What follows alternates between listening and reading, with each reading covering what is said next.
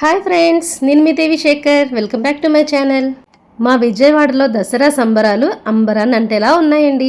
దసరా ఎప్పుడు వస్తుందా, 10 అలంకారాల్లో అమ్మని ఎప్పుడు దర్శించుకుంటామా అని ఎదురు చూసే మాకు ఈసారి కాత్యాయని దేవి అలంకారంతో కలిపి 11 అలంకారాలలో ఆ తల్లిని దర్శించుకోవటం మాటల్లో చెప్పలేనంత ఆనందంగా ఉందండి. ప్రతి సంవత్సరం ఆ దుర్గమ్మను దర్శించుకునే భక్తుల సంఖ్య ఎలా అయితే పెరుగుతూ ఉందో, ఆ తల్లి ఉత్సవాల ఏర్పాట్లు కూడా అలానే పెరుగుతూ వస్తున్నాయండి. ఈసారి పెట్టిన విజయవాడ ఉత్సవం అయితే చాలా అంటే చాలా బాగుంది. అమ్మవారి విగ్రహము, అలానే మంచుతో చేసిన శివలింగం సెట్టింగు, ఎగ్జిబిషను, ఫుడ్ స్టాల్స్, సింగర్స్తో చక్కగా మంచి మంచి సాంగ్స్, కాన్సర్ట్స్ ఎంత బాగుందోనండి అసలు ఈ ఉత్సవం అయితే.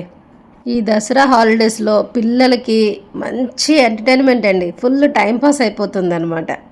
ఇటు డివోషనల్ పరంగా, అటు ఎంటర్టైన్మెంట్ పరంగా మా విజయవాడకి సాటే లేదండి.